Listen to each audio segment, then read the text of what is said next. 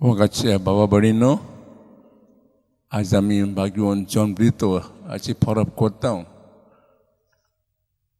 तांची जिवीत आमकां 2 उतरांनी संक्षिप्त करूंक येता. समरायज लायफ इन 2 words. तो एक मिशनार आनी रोक्त साक्षीदार, ग्रेट मिशनरी अँड अ मार्टर. तो पोर्तुगालचो उंच दर्जाचो कुळाचो, पूण जेन्ना ताका देवाचें आपोवणें आयलें, ते आपलो कुटुंब आनी उंच दर्जाचो सोडून लिस्बन ह्या शारांत ताणें जेजुईत संस्थेन प्रवास केलो. सगळें शिक्षण सोंपता ताणें रोमाच्या शाराचे वडिलांची परवानगी घेवन तो गोंय आयलो.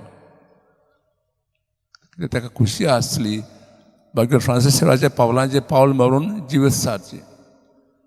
गोंय येतकच गोंयच्या वडिलांनी ताका मादुरा ह्या गांवांत धाडलो मिसरी वावर करूंक. हो नवो गांव, नवी रीत चाल, नवी भाशा. ताणें कितें केलें जायत पयलीं आपलें नांव बदललें. ताणें आपलें नांव आतां स्वामी आरुलानंद घेतलें.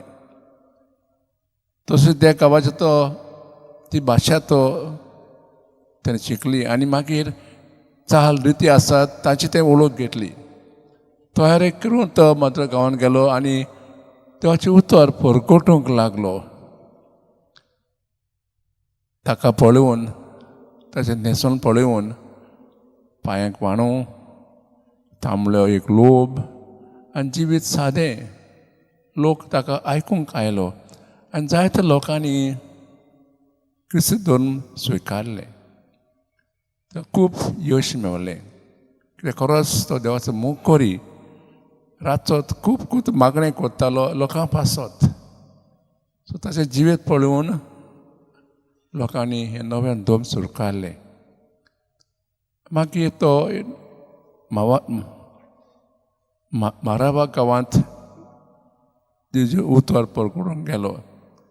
त्या गांवांत ताका खूब यश मेळ्ळें. पूण एक राजा आसलो, ताचें नांव आसलें राघवन देवान. ताका कैदी केलो आनी चीट बरोवन ताका एक नव्या गांवांत धाडलो, ओरीवर ह्या गांवांत धाडलो आनी सांगलें ताचो जीव घेयात. अशें म्हणटात ज्या जाग्यार त्या सिपान ताचो जीव घेतलो त्या जाग्याचेर रेंव आजून थांबडी आसा. जेन्ना ही खबर ताच्या आवयक कानार पडली, ती खुशाल जाली आनी देवाक स्तुती करूंक लागली. ते म्हणलें म्हाजो पूत खरोच तिणें आपलें जीव देवाक भेटयलें. बाबा जेजू आमकां सांगता शुभवता म्हणा, जो म्हजो मोग करता ताणें आपलो जिवीत उबारचें पडटलें. अशें केलें जोन बाप्तिस्तान, जोन ब्रितोन. देवान आमकां एकूच जिवीत दिलां आनी आमकां आसात फकत देवाचो मोग आनी पेल्याचो मोग करूंक. पेल्याचो मोग कमी म्हणजे आमकां खूब सॅक्रिफायस करूंक पडटा. तर खास आमी आमच्या पासत मागुया जें जिवीतान आमकां भेट दिलां तें आमी दुसऱ्या पासत परगटूंक आनी भाशेन देवाचें उतर परगटूंक आनी आमी एके भाशेन जॉन ब्रितो सारके व्हडले मिशनार जावंक ही कृपा आमी आज देवा लागीं मागुया.